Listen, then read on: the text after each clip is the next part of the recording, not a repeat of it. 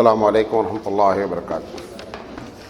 الحمد للہ رب العالمین والعاقبۃ للمتقین والصلاۃ والسلام علی رسولہ الکریم۔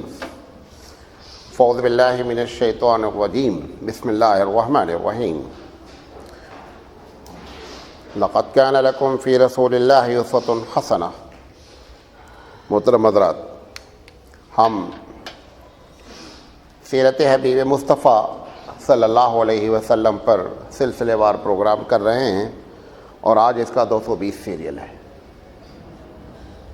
ہم نے کل سے یہ شروع کی ہے ربیع الاول کی مناسبت سے بھی، اور ہم کو یہ بات بیان بھی کرنی تھی کہ اللہ کے رسول صلی اللہ علیہ وسلم کی جو فضیلت ہے وہ کیا ہے۔ کل جو اللہ نے ہم کو توفیق دی، ہم نے اس پر بات کی۔ ہم اصل تو چاہ رہے تھے کہ تمام انبیاء سے اور نبی کریم صلی اللہ علیہ وسلم کی فضیلت کو ملا کر کے بیان کیا جائے، وہ بھی ہم کریں گے انشاءاللہ۔ اور اس کے بعد پھر ہم یہ بات بھی کریں گے اسی عنوان کے تحت کہ اللہ کے رسول صلی اللہ علیہ وسلم جو کہ بحیثیت انسان ایک کامل انسان ہے، اور ان سے جو بشری تقاضے ہوئے ہیں اس کے پیچھے کیا راز ہے۔ جیسے بھول جانا ہے، بھوک کا لگنا ہے، پتھر مار دیا گیا تو چوٹ لگ جانا ہے، جادو کا اثر ہو جانا ہے، یہ ایک ایک کیس ایسے کیوں ہو گئے، اس کے پیچھے کیا راز ہے، ہم اسی ضمن میں وہ بھی بات کریں گے۔ تو ابھی ہم وہ بات نہیں کر پائیں گے، کل انشاءاللہ زندگی رہی کہ جتنے نبیوں کا ذکر قرآن کریم میں ہے ان کے بارے میں، اور ہم اپنے نبی کریم صلی اللہ علیہ وسلم کے بارے میں ہم گفتگو کریں گے کہ موسیٰ علیہ السلام کا درجہ اگر یہ ہے تو نبی کریم صلی اللہ علیہ وسلم کا درجہ کیا ہے، اس پر ہم ایک ایک نبی سے بات کریں گے۔ آج ہم کچھ باتیں اللہ تعالیٰ کی آپ کے سامنے بیان کرنا چاہتے ہیں جو اس نے اپنے حبیب کے لیے قرآن میں بیان کی ہے۔ کل بھی تقریباً اسی سے ملتی جلتی باتیں میں نے آپ کے سامنے بیان کی تھی۔ ہم اپنے رب سے دعا کرتے ہیں کہ اللہ رب العزت حضور کی شایان شان کی طرح گفتگو کرنے کی توفیق عطا فرمائے، اور ہمارے دل میں اللہ کے اور اس کے رسول کے محبت کو جاگزی فرمائے۔ ایک بات بطور تمہید کے بیان کر دیں، یہ ابھی ذہن میں آئی آتے یہ تقریر وقریر جو ہوتی ہے، یہ ایسا نہیں ہے کہ اس کی وجہ علم کی بہت ضرورت ہوتی ہے، یہ سب اللہ کی طرف سے ہوتا ہے۔ ہم کبھی سوچ کر آتے ہیں کہ آج ہم کیا بولیں گے، تو پتہ چلا ہم بہت اچھا بول جاتے ہیں، اور کبھی کبھی بہت تیار کر کے آتے ہیں اور کچھ نہیں بول پاتے۔ ایسا بارہا ہوتا ہے، جیسے کل ہم کچھ تیار کر کے نہیں آئے تھے، سمجھے۔ بہرحال یہ بات جو ابھی آپ ہمارے ذہن میں آئی، ہم اس کو اللہ تعالیٰ اپنے حبیب کی اہمیت بتانے کے لیے، یہ ہمارے پاس جو ارکان اسلام ہیں، پلرس آف اسلام جو ہے، کسی بھی پلرس آف اسلام کی اللہ نے تشریح نہیں فرمائی۔ یعنی نماز ہے، نماز کا تو ذکر پورے قرآن میں سینکڑوں جگہ کر دیا گیا، وہ نماز پڑھی کیسے جائے گی یہ نہیں بتایا گیا۔ حالانکہ جو چیز پلرز تھی کم سے کم اس کو دو دو چار کی طریقے سے کلیئر ہونا چاہیے تھا۔ کس میں؟ اللہ کی کتاب میں۔ رمضان ہے، ہو روزہ ہے، روزہ پلرز آف اسلام ہے، روزہ رکھا کیسے جائے گا، روزے کے شرائط کیا ہوں گے، روزہ ٹوٹ کب جائے گا، روزے کی فضیلت جو کچھ بھی ہے وہ صرف روزہ فرضیت کا ذکر ہے زیادہ سے زیادہ، اور یہ ہے کہ صاحب فلاں وقت سے فلاں وقت تک کھاؤ پیو نہیں اور شہوت سے دور رہو، بقیہ ساری چیزیں کچھ بھی قرآن میں ذکر نہیں ہے۔ حج ہے، پلرس آف اسلام بہت بڑا ہے، حج کرو، کیسے کرو، حج کی قسمیں کتنی ہیں، یہ کوئی چیز بھی قرآن میں ذکر نہیں ہے۔ زکوٰۃ اکنامکلی لحاظ سے اسلامی حکومت کو اسٹیبلش کرنے کے لیے ہی زکوٰۃ لگائی گئی کہ اسلامی حکومت جب آئے گی تو کیسے رن کرے گی۔ اگر اسلامی حکومت ہو اور زکوٰۃ 2.5% مسلمان ایمانداری سے دے دے تو اس کو کسی مزید ٹیکس کی ضرورت نہیں ہے۔ یہ جو آپ ٹیکس بھرتے ہیں اتنا سب، اس کی وجہ معلوم کیا ہے؟ ابھی پرسوں ڈکن ہیرالڈ آپ دیکھیے، ہندوستان کی سب سے ریسپیکٹیبل پریسیڈنٹ کی ہوتی پوسٹ، ہندوستان کی سب سے ریسپیکٹڈ پوسٹ کون سی ہے؟ وہ پریسیڈنٹ آف انڈیا ہے۔ وہ شپت لیتا ہے، قسم لیتا ہے کہ میں اپنے ملک کے ساتھ وفاداری کی شپت لیتا ہوں۔ ابھی رپورٹ آئی ہے 205 کروڑ روپے 22 کنٹری کے سفر پہ پریسیڈنٹ پرتیبھا پاٹل کا خرچ آیا ہے۔ 2 ارب 5 کروڑ روپے۔ آپ اندازہ کریں کہ ملک کی اتنی ریسپیکٹڈ پوسٹ کا بندہ اگر ملک کے ساتھ اتنا خرچہ کر رہا ہے تو عام آدمی کیسے لوٹ رہا ہوگا؟ یہ جو پیسے، جو ٹیکس آپ کو زیادہ دینا پڑتا ہے، اس کی ایک بڑی وجہ ہے کہ بہت جو اوپر کے لوگ ہیں یہی پیسے کھا لیتے ہیں۔ 205 کروڑ ایسے ہندوستان جیسے ملک کے لیے بہت بڑی رقم ہے۔ صرف 19 کروڑ روپے آخری سفر کا خرچ آیا ہے۔ اب یقینی بات ہے جہاں جاتے ہوں گے ایسا تھوڑا ہے کہ لائن لگا کر کے کھانا لینا پڑتا ہے، سب کچھ گویا گورنمنٹ کی طرف سے انتظام ہے، اس کے باوجود خرچہ اتنا آ رہا ہے۔ بھائی جو بلاتا ہے، جو کنٹری والا، جو اس کا جس کی وہ گیسٹ ہوتی ہے، کون خرچ کر برداشت کرتا ہے؟ وہ ہوٹل بک کرتا ہے، اس کے باوجود 205 کروڑ 2 ارب 5 کروڑ روپے 5 سال میں بل آیا ہے۔ بات سمجھا نہیں بھائی؟ یہ جو ہمارے پاس بہرحال بیچ کی بات آ گئی بریکٹ کی کہ زکوٰۃ کا جو سسٹم بہت منظم انداز میں اسلام میں ہے، صرف ایک ہی بات قرآن نے ذکر کی ہے، زکوٰۃ دو اور کس کو دو، کیا کنڈیشن ہے، زکوٰۃ کتنی نکالی جائے گی، زکوٰۃ کب کب نکالی جائے گی، سونے چاندی پر کیسے نکلے گی، تجارت پر کیسے نکلے گی، کھیتی پر کیسے، یہ ساری چیزوں کو رب العزت بیان نہیں کرتا ہے۔ یہ آپ کے چاروں پلرز آف اسلام کی بات ہے۔ 5واں تو فیتھ ہے، اللہ پر، بلیو ان اللہ ہے، وہ کوئی عملی شکل نہیں، اس کا تعلق تو آپ کے دل سے ہے، لیکن یہ 4 چیز تو اس کے اندر کیا ہے، عمل ہے۔ لیکن چاروں چیز رب العزت نے بیان کیا قرآن میں بیس کے طور پر، اس کی کوئی بھی چیز اللہ تعالیٰ نے قرآن میں بیان نہیں کی۔ وجہ کیا ہے اس کی؟ وجہ بتانا چاہتا ہے کہ طریقہ ہم کو صرف پسند ہے رسول اکرم کا، ہمارا رسول جیسا کرے گا ویسا کرو گے تب تو ہم ایکسپٹ کریں گے، ادروائز تم کتنا بھی ایڈوانس بن کے کوئی چیز کرو گے ہمارے نزدیک قابل قبول نہیں۔ یہ الگ بات ہے کہ وہ طریقہ بھی اللہ اپنے رسول کو بتاتا ہے، لیکن اس نے ڈائریکٹ قرآن میں ذکر نہیں کیا ہے، اپنے رسول کو بتایا، رسول نے ہم کو بتایا۔ یا آپ جو نماز پڑھتے ہیں، رکوع کرتے ہیں، سجدہ کرتے ہیں، رکوع میں کہیں ہوتے ہیں، سجدے میں کہیں ہوتے ہیں، مینٹلی فزیکلی تو ہم مسجد میں ہوتے ہیں جسمانی لحاظ سے، لیکن مینٹلی تو ہم نماز میں آؤٹ ہوتے ہیں۔ لیکن وہ جو رکوع آپ کرتے ہیں وہ رکوع کا طریقہ رسول سے ٹیلی کرتا ہے،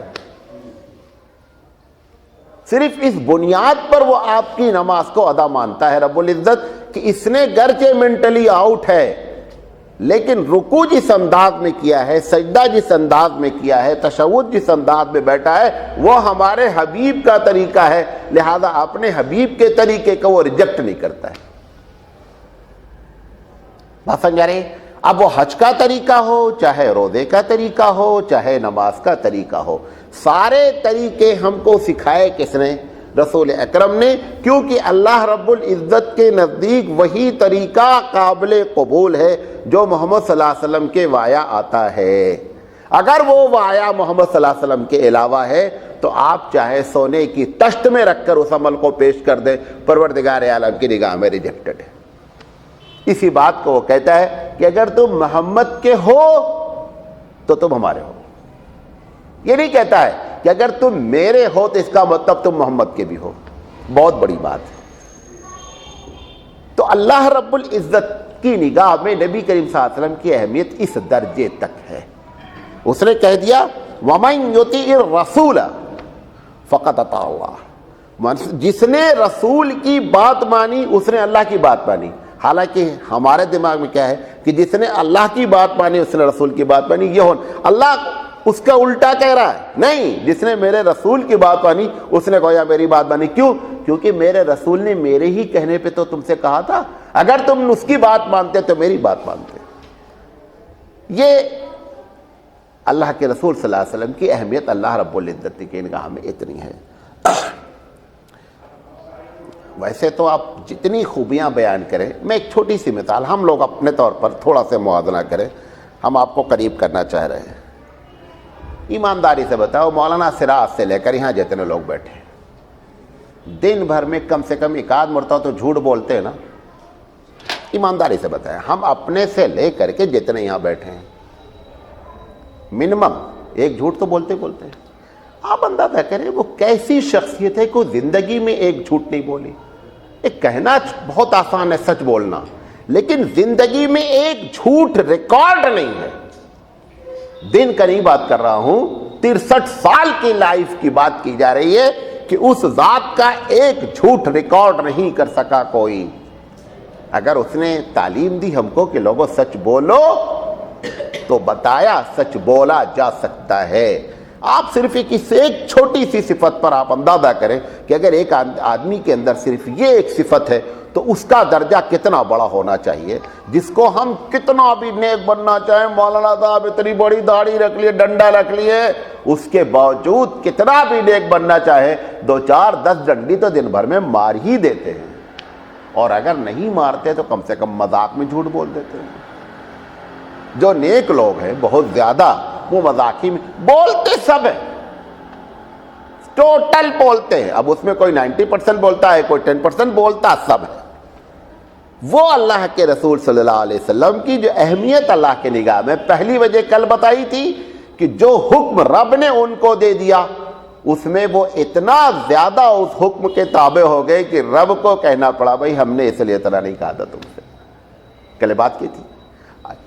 یہی بات ہے جو حضرت عائشہ صدیقہ رضی اللہ تعالیٰ عنہ فرماتی ہیں جب پوچھا گیا کہ آپ کس کیریکٹر کے مالک ہیں تو انہوں نے فرمایا کانا خلقہ القرآن. کیا آپ کیریکٹر پوچھتے ہیں؟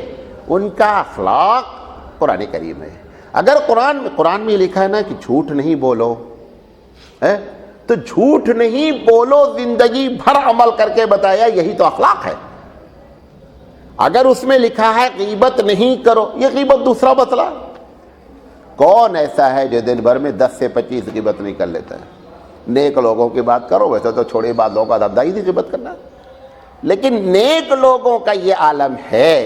اللہ کے رسول کو اگر کہہ دیا گیا کہ لا یغتب بعضکم بعضا، بعض کی غیبت نہیں کرے. اللہ کے رسول صلی اللہ علیہ وسلم پوری زندگی آپ نے غیبت نہیں کی. جتنے لوگ یہاں شادی شدہ بیٹھے ہیں، کون آدمی ہے یہ اپنی بیوی کو پاور دے کہ میں جب غلطی کروں چاہے بھری محفل میں بیٹھا رہوں تو مجھے ٹوک دینے کا؟ ہم بول ہی نہیں پائے گے. اللہ کے رسول نے اپنی تمام بیویوں کے اختیار دیا کہ اگر میرا کوئی قول میں نے تم سے کہا ہے اور میرا عمل اگر تم کو کبھی بھی ٹیلی نہیں کرے، اسی ٹائم مجھ سے پوچھ لینا. کوئی بھی اپنی بیوی کو پاؤ، کیوں دن بھر میں ہم کو 50 مرتبہ شرمندہ ہونا پڑے گا، اس لیے ہم پاور اس کو دیتے ہی نہیں ہیں. اللہ کے رسول پوری زندگی آپ نے فرمایا کہ اگر کبھی ایسا ہو جائے تو پوچھ لینا. ایک مرتبہ ہو گیا، ایک مرتبہ ہو گیا. وہ غیبت والی بات بتا دیتا ہوں، اس کی بھی بات بتا دیتا ہوں. وہ اگر اللہ کے رسول کی ازواج مطہرات کو یہ رائٹ نہیں ہوتا تو یہ باتیں ہم تک پہنچ ہی نہیں پاتی، اندر کی اندر ہی کیا ہوتی، ختم ہو جاتی. لیکن چونکہ بیویوں کو رائٹ دیا گیا تو بیویوں نے بھری محفل میں بات پوچھی. اللہ کے رسول نے فرمایا کہ جب عصر کی نماز پڑھ لی جائے تو کوئی نماز نہیں. جیسے آپ عصر کی نماز پڑھ چکے، اب کوئی نفل نماز آپ ٹل ٹو سن سیٹ، سورج ڈوبنے تک کوئی دوسری نماز نہیں پڑھ سکتے. اللہ کے رسول نے عصر کی نماز پڑھی، عصر کی نماز سے فارغ ہو کر مسجد میں آئے اور گھر میں آ کر کے پھر نماز شروع کر دی. اب ان کو تو پاور ملا تھا، اب انہیں نہیں، حضور نہیں بتایا تھا کہ بھئی عصر کے بعد کوئی نماز نہیں. انہوں نے فوراً ٹوک دیا. انہوں نے کہا رسول آپ تو بولے تھے کہ عصر کی نماز کوئی نماز ہی آپ کو پڑھ رہا ہے. یہ وہ الگ مسئلہ ہے کیوں پڑھا. اصل آپ یہ دیکھیں کہ یہ پاور دیا گیا جس کی وجہ سے اللہ کے رسول کے سامنے آپ کی بیوی کی کیا اہمیت ہے؟ کوئی اہمیت نہیں، وہ رسول ہے. یہ بھی سوچ سکتی تھی کہ بھئی رسول ہے، معلوم ہی کیا مصلحت ہے یار، خاموش رہو، لیکن وہ بیوی تھی، ان کو پاور دیا گیا تھا، لہذا انہوں نے پوچھ لیا۔ اللہ کے رسول نے کہا اچھا کیا تم نے پوچھ لیا، اس لیے کہ آج میں نے ظہر کی نماز جب پڑھی تھی تو میری سنت 4 باقی رہ گئی تھی، شروع کی۔ اور انبیاء جب ایک کام کو شروع کرتے ہیں تو اس پر دوام اختیار کرتے ہیں، یہ میرے لیے لازم ہے، تمہارے لیے اس کی قضا لازم نہیں ہے۔ میں اس سے مستثنا نہیں تھا، لہذا میں نے اس کو بعد میں آ کر کے قضا کی، حالانکہ سنت کی قضا ہوتی نہیں ہے۔ اور پھر سنت کی قضا ایسے وقت میں جو نماز کے نہ پڑھنے کا ٹائم ہے، اس میں تو سوال ہی نہیں اٹھتا۔ اگر آپ کے ظہر کی سنت چھوٹ گئی ہے، 4 رکعت سنت، آپ نے 4 فرض پڑھ لی، اب 2 سنت پڑھ لیجئے، پھر بعد میں 4 سنت پڑھ لیے، کیونکہ ابھی ظہر کا وقت باقی ہے۔ لیکن اگر یہ یاد آیا کہ ظہر کا وقت گزر گیا، بسر کا وقت شروع ہوا، آپ نہیں کر سکتے، حالانکہ حدیث موجود ہے، حالانکہ حدیث موجود ہے، وہ اللہ کے رسول صلی اللہ علیہ وسلم کے لیے خاص تھا۔ اب غیبت کی بات سن لیجیے۔ ایک صاحب نے دروازہ کھٹکھٹایا، حضور صلی اللہ علیہ وسلم نے پوچھا کون؟ کہا فلاں صاحب۔ حضور جاتے جاتے ابھی دروازہ کھولنے کے لیے، جیسے یہاں سے وہاں تک جاتے جاتے، اب حضرت عائشہ صدیقہ رضی اللہ عنہا بیٹھی ہوئی ہیں، جاتے جاتے بولے یار بہت بیکار آدمی ہے، وہ جو آ رہا آدمی ہے بہت بیکار آدمی ہے۔ اب دروازہ کھولے، حضرت عائشہ صدیقہ رضی اللہ تعالیٰ عنہا بیٹھی تھی، یہ جب وہ بند کھول دیا تو یہ اندر چلی گئی۔ آئے تو اللہ کے رسول نے بہت اچھی باتیں کی، ان سے عمل کیا ہے۔ جب انہیں چلے گئے، بولے یہ کیا چکر ہے، آپ تو بولے تھے وہ کسی کے پیچھے برائی نہیں کرنے کا، جب وہ دروازے کے اس طرف تھا تو آپ بولے بہت خراب آدمی ہے، جب وہ آ گیا ہاں بہت اچھی باتیں کر رہے تھے اس سے، اور آپ بولے تو غیبت تو ہو گئی، غیبت تو ہو گئی ہے، کیونکہ بندے نے نہیں سنی جو آپ نے کہا کہ بیکار آدمی ہے۔ انہوں نے فرمایا ٹھیک کیا، جو آپ نے پوچھ لیا ٹھیک۔ کیوں؟ وجہ کیا ہے؟ اگر تم اندر رکھ کر نبی سے نفرت کرو گے تمہاری آخرت برباد جائے گی۔ بھئی اگر ایک آدمی نہیں پوچھ رہا اور اندر اندر کیا ہو رہا ہے، جیسے ہم روز ہی کرتے ہیں، ہم آپ کے خلاف ہیں، منہ پر آپ سے نہیں بولیں گے، اور بہت اچھے ملیں گے۔ اب ایک مسلمان کے لیے جب آپ دل میں نفرت رکھیں گے تو گناہ ہوتا ہے، نبی کے لیے نفرت رکھیں گے ایمان ہی چلا جائے گا۔ تو حضور کی یہ رحمت ہے کہ اس سے بچا رہے ہیں کہ یہ اپنے ایمان کو بچا لے گئے۔ بات سمجھے میرے جو کہنا چاہ رہا ہوں؟ حضرت عائشہ صدیقہ رضی اللہ عنہا نے فرمایا کہ میں نے اس لیے اس کو کہا کہ تازہ معاملہ وہ آیا تھا، میں یہ آدمی اچھا نہیں تھا، میں سوچا کہ میں بھی اس سے جب بات کروں گا تو اچھی طریقے سے بات کروں گا، تم کمرے کے پیچھے دروازے پردے کے پیچھے سن رہی ہو، میری عدم موجودگی میں تم کہیں ایسا نہ ہو کہ بندہ آوے تو سمجھو حضور اس کے ساتھ بہت اچھے تھے لہذا آپ اس کو پرمیشن دے دیں۔ ہم آپ کو بتانا چاہتے تھے کہ اگر میں نہیں رہوں تو آپ اس کو پرمٹ نہیں دیں، اس وجہ سے میں نے ایسا کیا۔ تو اگر جو بات کہی جا رہی ہے کہ جو کہنا چاہتا ہوں آپ سے کہ چھوٹی چھوٹی چیزیں جس کو ہم ہو سکتا ہے نوٹس بھی نہیں لیتے ہوں، وہ بھی اللہ کے رسول صلی اللہ علیہ وسلم کے پاس اتنی اہمیت ہے۔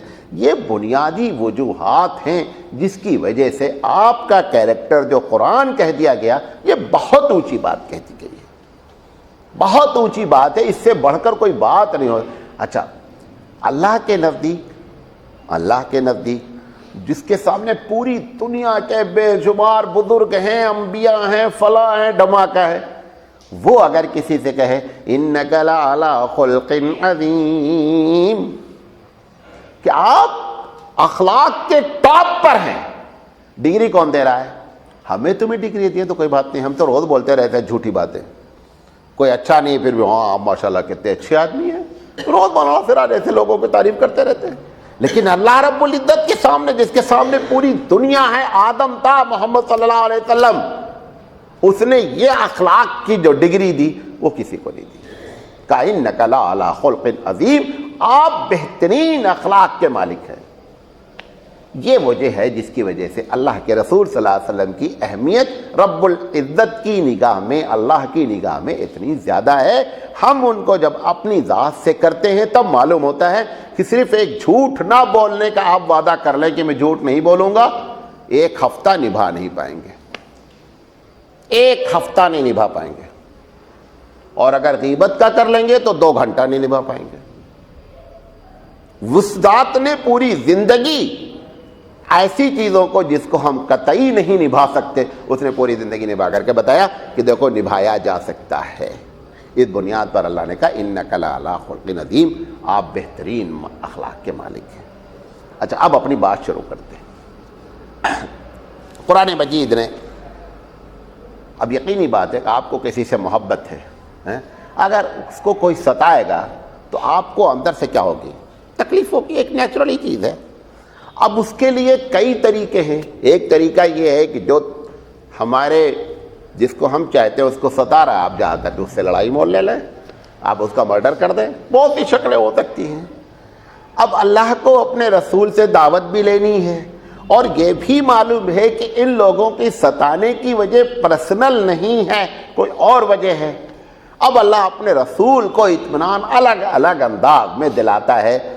کہیں کہتا ہے کہ وَلَقَدِ اسْتُهْزِئَ بِرُسُلٍ مِّن قَبْلِكَ، محمد صلی اللہ علیہ وسلم اگر یہ تمہارا مذاق اڑا رہے ہیں، اس سے پہلے بھی رسولوں کا مذاق اڑایا گیا ہے، برداشت کریں۔ کیونکہ ہوتا نا، ابھی آپ اپنے گھر میں دو بچے شرارت کریں، ایک کو پہلے مار دیں، دوسرے والے کو معلوم نہیں، اب دوسرا والا آیا شرارت کے، آپ نے مار دیا، ابا وہ بھی ویسے کر رہا تھا، آپ بولے بیٹا اس کو پہلے ہی مار چکے، ہاں اب اس کو سکون ہو گیا، صحیح معاملہ ہو گیا۔ تو اللہ کے رسول صلی اللہ علیہ وسلم کو اللہ رب العزت کہہ رہا ہے کہ محمد صلی اللہ علیہ وسلم اگر یہ آپ کا مذاق اڑا رہے ہیں تو اس سے پہلے بھی بہت سے رسولوں کا مذاق اڑایا جا چکا ہے۔ فحاق بالذین سخروا منہم ما كانوا به یستہزئون، محمد صلی اللہ علیہ وسلم ایسے مذاق کے اڑاتے رہتے ہیں، آپ ان کے مذاق کو نوٹس ہی نہیں لے، ان سب کا نتیجہ کیا ہونا ہے وہ بھی تم کو معلوم ہے۔ لہذا اللہ کے رسول صلی اللہ علیہ وسلم کو اندر سے تقویت ملتی تھی۔ ایک جگہ اللہ نے کہا کہ محمد صلی اللہ علیہ وسلم جب یہ کہتے ہیں کہ یہ قرآن کی آیت جھوٹی ہے تو یہ تم کو جھوٹا بولتے کہ ہم کو نہیں سمجھے۔ جب آپ قرآن کی کسی آیت کا انکار کرتے ہیں کہ جھوٹ کہہ رہے ہو اللہ کی آیت ہے، تو آپ کو برا کہا، مولوی صاحب کو برا کہا یا اللہ کو برا کہا؟ اللہ کو برا کیا۔ تو محمد صلی اللہ علیہ وسلم تو کہتے ہیں کہ اللہ کہتا ہے اپنے رسول سے کہ اگر یہ قرآن کی آیتوں کو جھٹلاتے ہیں تو آپ کیوں ناراض ہو رہے؟ تو جھوٹا ہم کو کہہ رہے، ناراض ہم کو ہونا چاہیے، آپ کو انہوں نے جھوٹا کہا؟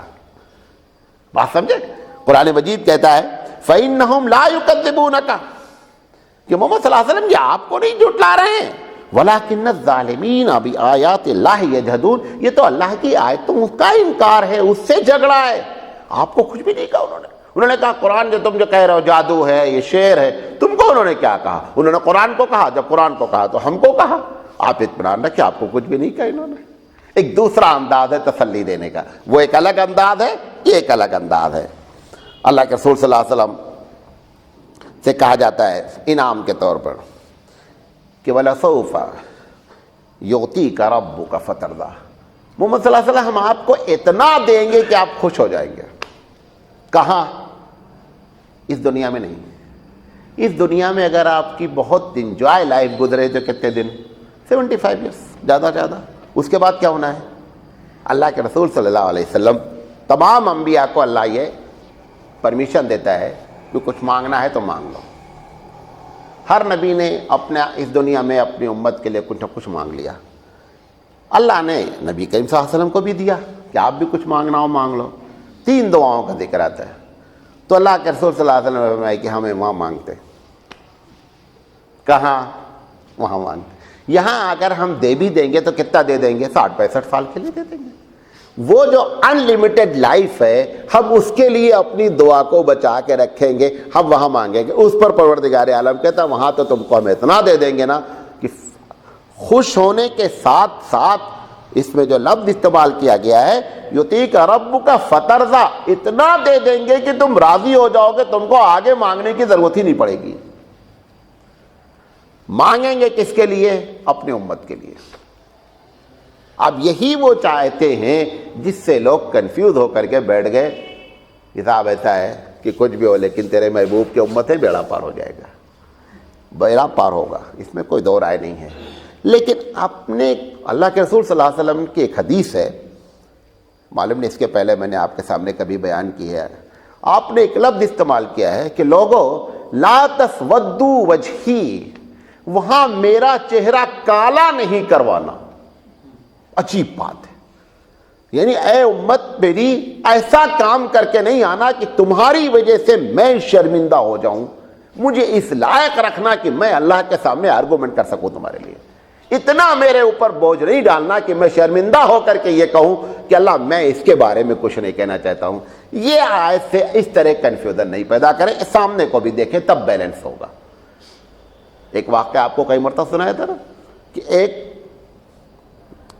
امت مسلمہ کے ایک فقیر نے ایک انگریز کی جیب مار دی. جیب ماری نہیں بلکہ پرس گر گیا جامع مسجد میں.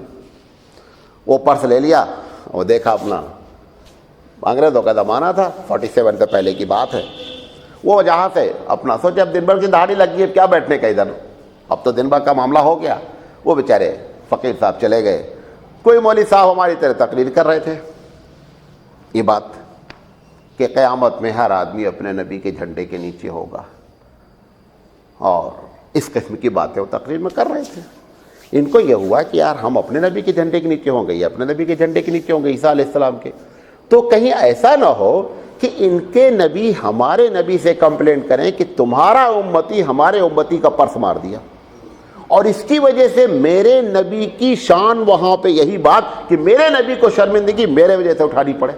یہ اس کے دماغ میں بات آ گئی فقیر کے. اس نے پرس رکھ لیا، پیسہ ویسا ایسے ہی. کچھ دن کے بعد وہ اپنی بیوی کو گھمانے لایا جامع مسجد انگریز. تو وہ جب انہوں نے دیکھ لیا، اب ان کو تو وہ چڑھی ہوئی تھی کہ وہ کب ملے کب پرس دے، کب ملے کب پرس دے. موبائل کا زمانہ تو تھا نہیں بھائی تمہارا پرس ادھر آگے آ جاؤ.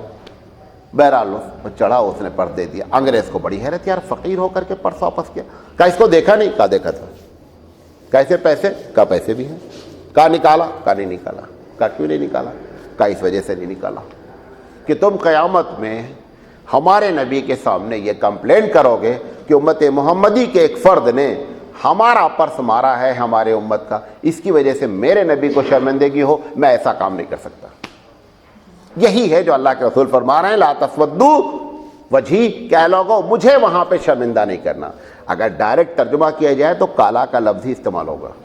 یہ تو ہم احترام میں یہ کہہ رہے ہیں، تسودہ سودن کے معنی عربی میں ہوتے ہی کالا ہونے کے، لیکن اللہ کا رسول کہہ رہے ہیں کہ شرمندگی کے معنی میں ہم کو وہاں پہ شرمندہ آپ نہیں کریں.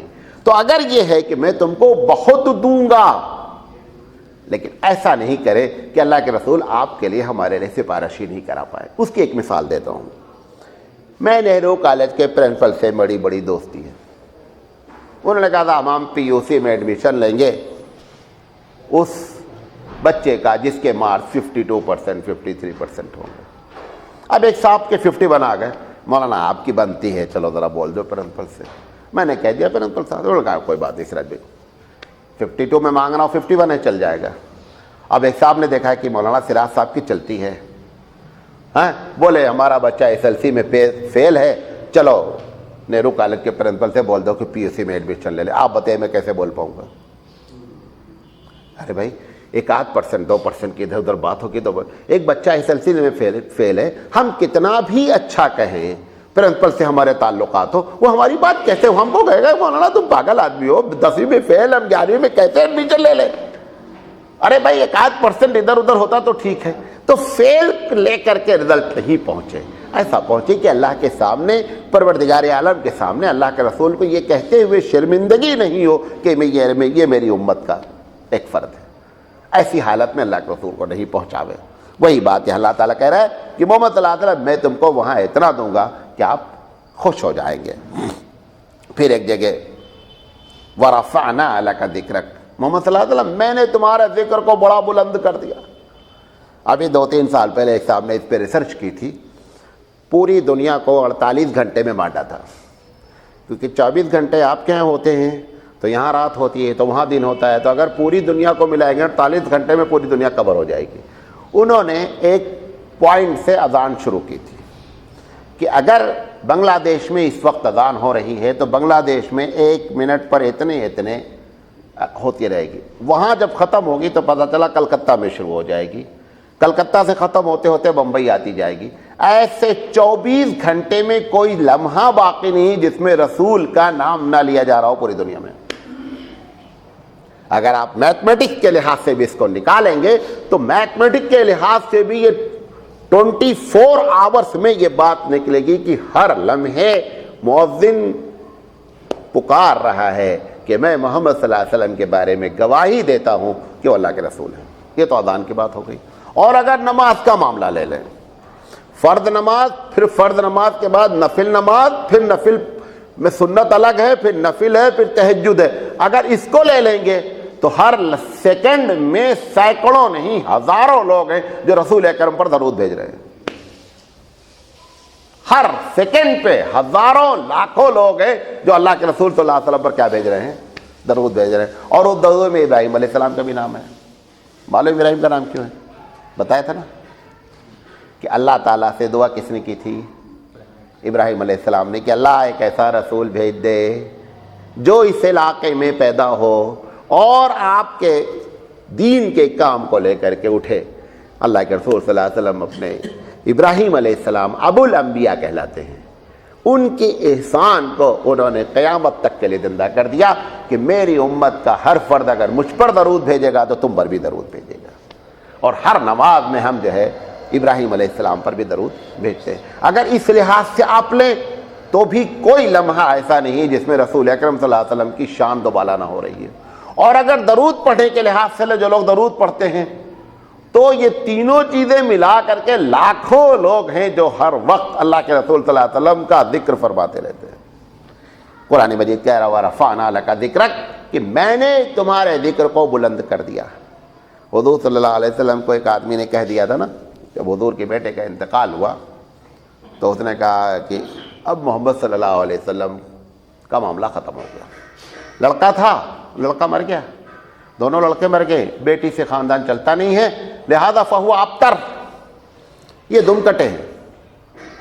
اس نے اسی بات کا ذکر انا اعطیناک الکوثر میں کہا گیا انا شانیک هو الابتر کہ تجھ سے حسد اور بغض رکھنے والا دم کٹا ہے. تیری شان تو یہ ہے کہ ہر لمحہ لاکھوں لوگ تیرا نام لیں گے، اور جس نے تیرے بارے میں کہا ہے اس کو اس کے لڑکے بھی اس کا نام نہیں لیں گے. ابو جہل، کوئی آدمی ابو جہل کا نام رکھتا ہے وہ بھلے کافر ہی کیوں نہ ہو. بھائی جیسے جو مسلمانوں کے اگینسٹ کمیونٹی ہے وہ بھی ابو جہل کا نام نہیں رکھتی ہے کہ چلو یار یہ رکھو تو اس سے محمد صلی اللہ علیہ وسلم کو اور ان کے ماننے والوں کو تکلیف ہوگی. عجیب چکر ہے. نہیں سمجھے میری بات؟ بھائی ہم نہیں رکھتے، چلو ابو جہل کافر مرا. ارے بھائی جو آج کافر ہے وہ ابو جہل کو تو خوب نام رکھنا چاہیے یار کہ اس سے مسلمانوں کو تکلیف. اللہ نے ایسا سسٹم ڈال دیا ہے کہ وہ نام رکھا ہی نہیں جاتا. کوئی آدمی اپنے آپ کو ابو جہل کرنے کے لیے تیار نہیں، وہ چاہے بڑا ہی کتنا بڑا کافر ہو. جو اللہ کے رسول صلی اللہ علیہ وسلم کو جس نے کہا کہ تو دم کٹے ہے، اللہ نے اس کے بارے میں فرمایا کہ دیکھ دم کٹا تو ہے. ہمارے نبی کی تو یہ ہے کہ ہر لمحہ لاکھوں لوگ آپ کا نام لیں گے. وَرَفَعْنَا لَكَ ذِكْرَكَ میں نے تمہارے نام کو بلند کر دیا ہے محمد صلی اللہ علیہ وسلم. اگر تمہارے کیریکٹر اتنے اچھے ہیں تو میری طرف سے بھی انعام کی بارشیں آپ کے لیے. وَرَفَعْنَا لَكَ ذِكْرَكَ. اللہ کے رسول صلی اللہ علیہ وسلم جب کبھی پرانے انبیاء کی باتیں کرتے تھے تو آپ کو ایک چیز کا بڑا خوف ہوتا تھا کہ یہ کفار بہت زیادہ اسلام کے بارے میں اور ہمارے خلاف ہے، کہیں ایسا نہ ہو کہ جیسے ان لوگوں پر عذاب آیا ایسے ہی اس علاقے پر عذاب آ جائے. یہ آپ کو بڑا خطرہ رہتا تھا. اسی لیے اللہ کے رسول صلی اللہ علیہ وسلم کبھی معجزے کو بہت زیادہ اہمیت نہیں دیتے تھے. جو یہ بات کہہ رہا ہوں غور سے سنیں. اگر آپ نے نبی سے معجزہ ڈیمانڈ کیا کہ آپ معجزہ دکھلائیں اور نبی نے معجزہ دکھلا دیا، اب لازم ہے آپ کو ایمان لانا ورنہ تباہی تمہاری لازم ہے. اس لیے اللہ کے رسول یہ نہیں چاہتے تھے کہ ہماری قوم ہم سے زیادہ معجزہ طلب کرے، اور جان بوجھ کر آپ اس کو اوائڈ کرتے تھے کہ اگر کہیں ہمارے معجزہ دکھلانے کے بعد یہ قوم انکار کر گئی تو رب ذوالجلال اس پوری قوم کو برباد کر دے گا. اسی بنیاد پہ کہا جاتا ہے آپ رحمت للعالمین ہیں. اور حقیقت یہ تھی کہ اگر نبی کریم صلی اللہ علیہ وسلم معجزہ دکھلا دیتے، کیونکہ history of Islam from Adam till to محمد صلی اللہ علیہ وسلم یہی رہی ہے کہ جس نبی کے ماننے والوں نے معجزے کا انکار کیا پھر رب ذوالجلال نے اس کو نہیں چھوڑا، اس کو پٹک کے مارا. اللہ کے رسول صلی اللہ علیہ وسلم اسی لیے لوگ کہتے نا بھائی معجزہ دکھلا دیتے ایسا کر دیتے. یہ چھو منتر دکھلانے سے اگر انکار کرتا بندہ تو معاملہ بہت گڑبڑ ہو جاتا. یہ اللہ کے رسول صلی اللہ علیہ وسلم کو ٹینشن رہتا تھا کہ کہیں اللہ ناراض ہو کر کے ان کو جو ہے وہ تباہ نہ کر دے۔ ایک مرتبہ دعا کیا اللہ کے رسول نے کہ اللہ میں اگر کسی کے لیے بد دعا کروں نا تو میری دعا کو قبول نہیں کرنے کا۔ نہیں سمجھے بات؟ میں اگر ناراض ہو جاؤں، انسان ہوں، اگر میں کسی کے لیے کبھی غصے میں بد دعا بھی کر دوں، اب دیکھیے کبھی ایسا جملہ کیوں سوچ سکتا ہے اللہ میں اگر کسی کے لیے بد دعا کرنا تو تمہیں قبول نہیں کرنا ہے؟ یہ تو عجیب بات ہے۔ اللہ رب العزت کے سامنے رسول اکرم کہہ رہے ہیں کہ اللہ میں اگر کبھی کسی کے لیے بد دعا بھی کر دوں تو آپ قبول نہیں کیجیے۔ چلو یہ ایک بات تھی، پازیٹو بات فرمائی، کہا اگر بد دعا کرے پروردگار عالم کسی کے لیے آپ اس کے حق میں دعا قبول کرنا۔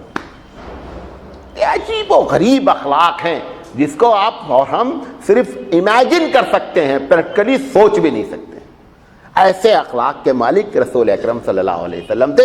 اس بنیاد پر رب ذوالجلال، اب اللہ کے رسول نے جب سوچا کہ کہیں تباہی نہ آ جائے، کہیں تباہی نہ آ جائے، کیونکہ یہ شرارت تو اتنی کر رہے ہیں کہ رب ذوالجلال یقینی بات ہے اس کا غصہ ڈیلی بڑھا رہے ہیں یہ، تو اللہ کہیں اس کو تباہ نہ کر دے، اس پوری قوم کو۔ اللہ تعالیٰ نے کہا ہے کہ آپ اس کے لیے نہیں گھبرائیں۔ وَمَا كَانَ اللَّهُ لِيُعَذِّبَهُمْ وَأَنْتَ فِيهِمْ، جب تک آپ اس دھرتی پر موجود رہیں گے ہم کبھی بھی پوری قوم کو برباد نہیں کریں گے۔ صرف تمہارا وجود کافروں کی حفاظت کے لیے ہے، اگر آپ نہیں ہوتے تو ان کافروں کو ہم لے دے لیں۔ جس طریقے سے میرے حبیب کو ستا رہے ہیں، میں صرف اس وجہ سے کہ آپ موجود ہیں اور آپ رحمت للعالمین ہیں، اور آپ کا مزاج یہ ہے کہ آپ بد دعا والے کو دعا کی بات کہہ رہے ہیں، لہذا آپ جب تک آپ اس کی ٹینشن چھوڑ دیں، جب تک آپ موجود رہیں گے میں ان کو ہلاک نہیں کروں گا۔ اچھا اب سوال ہے جب تک آپ موجود رہیں گے نہیں ہلاک، جب نہیں رہو گے تو کیا ہو جائے گا؟ مانا نکلتا نا کہ قرآن نے جو کہا وَأَنْتَ فِيهِمْ، کہ جب تک آپ ہوں گے تب تک ایسا نہیں ہوگا، جب آپ نہیں ہوں گے تو کیا ہو جائے گا؟ ایسا ہو سکتا ہے۔ اب اللہ نے اس کے لیے، اللہ کے رسول نے اس کے لیے دعا کر دی۔ کیا دعا کر دی؟ اے اللہ میری امت کو کبھی کمیونٹی کی حیثیت سے برباد نہیں کرنا۔ تو اپنے زندگی تک تو اللہ نے وعدہ کر لیا، اپنے بات کا وعدہ نبی نے رسول کی دعا سے اس کو اللہ تعالیٰ سے اپروول لے لیا۔ یہی وجہ ہے کہ آپ اتنی شرارت کرتے ہیں پوری کمیونٹی برباد نہیں کی جاتی ہے۔ یہ اللہ کے رسول کی دعا کی برکت ہے، وہ رحمت للعالمین ہے۔ بات سمجھے کہ اپنی زندگی کو میں تو اللہ نے وعدہ کیا، اب یقین سے دوسرا معنی نکل رہا ہے، اس دوسرے معنی کو ہمارے لیے رحمت کے طور پر اللہ رب العزت نے اللہ کے رسول کی دعا قبول کر لی کہ میں آپ سے وعدہ کرتا ہوں کہ میں آپ کی امت کو کبھی بھی ایک ساتھ عذاب نہیں بھیجوں گا۔ یہ اس رسول کے دعا کی برکت ہے جو ہم شرارت کرنے کے باوجود بھی دھرتی پر چلتے ہیں، ورنہ ہونا یہ چاہیے تھا کہ جتنا وہ اپنے حبیب کو چاہتا ہے اس کی مخالفت کرنے والے کی نٹی اور گردن اسی وقت دبا دی جاتی، لیکن اللہ رب العزت یہ احسان فرماتا ہے اپنے رسول سے وعدے کا کہ میں نے اپنے رسول سے وعدہ کیا ہے کہ میں تمہاری امت کو بیک وقت کبھی برباد نہیں کروں گا۔ بات سمجھے؟ قرآن مجید کی ایک دو آیتیں اور پڑھ کر کے اپنی بات میں ختم کرنا چاہوں گا۔ جب لوگ اللہ کے رسول سے ہاتھ پر آ کر کے ایمان قبول کرتے تھے تو اللہ تعالیٰ کہتا ہے ان الذین یبایعونک، محمد صلی اللہ علیہ وسلم جو آپ کے ہاتھ پر آ کر کے بیعت کرتے ہیں اسلام کی، انما یبایعون اللہ، وہ میرے ہاتھ پر بیعت کرتے ہیں۔ آپ کے ہاتھ پر بیعت کرنے کی اتنی بڑی اہمیت ہے، اللہ رب العزت کہہ رہا ہے کہ گویا کہ وہ میرے ہاتھ پر بیعت کرتے ہیں، اور یہی وجہ ہے صحابہ کی جو اہمیت ہوئی ہے اس کی بنیادی وجہ دو ہیں کہ انہوں نے رسول اکرم کے ہاتھ پر بیعت کی ہے، اور وہ ہاتھ کو پروردگار عالم اپنے ہاتھ سے تشبیہ دیتا ہے، اور ان کی آنکھوں نے رسول اکرم کو دیکھا ہے۔ یہی دو بنیادی وجہ ہے جس کی وجہ سے صحابہ کی اہمیت اللہ تک کی نگہ پہنچی۔ یہ کرشن لال غازی جن کا نام بتایا تھا، ان کو جب اسلام قبول کیا انہوں نے بہت مارا، بہت مارا، تو جب مارتے تھے تو کہتے تھے مجھے درد نہیں ہوتا۔ تو لوگوں نے پوچھا کتنا مارتے تمہارے گھر والے؟ ایک مرتبہ حیدرآباد کے تھے، پہاڑ پہ لے گئے، وہاں سے تم کو گرایا اور کافی لڑکتے ہوئے گئے، مرے نہیں۔ انہوں نے کہا لیکن مجھے کچھ درد نہیں ہوتا تھا۔ بہرحال یہ کوئی قرآن حدیث نہیں ہے، انہوں نے اپنی وجہ بتائی کہ مجھے ایسا لگتا ہے کہ جب میں نے اسلام جس دن قبول کیا تو میں نے خواب دیکھا کہ اللہ کے رسول طواف کر رہے ہیں۔ ان کا نام پہلے کرشن لال تھا، بعد میں غازی رکھا گیا۔ انہوں نے کہا دیکھا میں اللہ کے رسول طواف کر رہے ہیں، اور مجھے بلا کر کے اپنے ہاتھ پر انہوں نے ہمارے اسلام کو قبول فرمایا۔ مجھے لگتا ہے کہ اس برکت سے صحابہ کو بھی جب لوگ مارتے تھے تو تکلیف نہیں ہوتی رہی ہوگی، کیونکہ اللہ کے رسول کے ہاتھ پر بیعت لینے کی یہ اس کے اثرات ہیں کہ اتنا ہونے کے باوجود ایک بندہ جو ہے وہ انکار نہیں کر سکا۔ اتنی سخت سزائیں کفار نے دی بلال کو اور حضرت رومی کو اور عمار بن یاسر کو، لیکن کسی نے اس درد کی وجہ سے یہ نہیں کہہ دیا کہ بھائی اچھا ہے ہم محمد صلی اللہ علیہ وسلم جو اتنا کہو گالی دے دیں ہم چھوڑ دیتے، پلیز ہم کو چھوڑ دو، یہ کہنے کے لیے تیار نہیں، جان چلی گئی اس پر۔ تو یہ جو بات کہی جا رہی ہے صحابہ نے جس نے بھی اللہ کے رسول کے ہاتھ پر بیعت لے لی تھی، اس کے اندر یہ شان پیدا ہوئی کہ اللہ رب العزت نے اس کو کہہ دیا رضی اللہ عنہم ورضوا عنہ، اللہ ان سے راضی ہے، یہ اللہ سے راضی ہے۔ بات سمجھے؟ یہ وہ باتیں ہیں جو قرآن کریم اپنے حبیب کے بارے میں بیان کرتا ہے، اور بہت سی ہیں، اگر اس پر ہم چلیں گے بہت چلیں گے۔ انشاءاللہ کل زندگی رہی تو ہم آپ سے بات کریں گے کہ دیگر انبیاء میں اور نبی کریم صلی اللہ علیہ وسلم میں بنیادی طور پر جو فضیلت ہے اس کی بنیاد کیا ہے۔ وآخر دعوانا ان الحمد للہ رب العالمین، سبحان اللہ وبحمدہ، سبحانک اللہم وبحمدک، اشہد ان لا الہ الا انت، استغفرک واتوب الیک۔ اگر کسی صاحب کو کوئی سوال کرنا رہا کرے تو ہمارا وہ ای میل آئی ڈی نوٹ کر لیں، umriqasmi@yahoo.com، UMERIQASMI، umriqasmi@yahoo.com۔ اور اگر مزید تقریریں سننا چاہتے ہیں تو ہماری ویب سائٹ کا پتہ نوٹ کر لیں، fahmeislam.com، FAHMEISLAM۔ اور یوٹیوب پر اگر سننا چاہتے ہیں تو مولانا احمد سراج قاسمی ڈالیں گے، انشاءاللہ اس پہ جو تقریریں آپ سن سکتے ہیں۔ جزاک اللہ خیر۔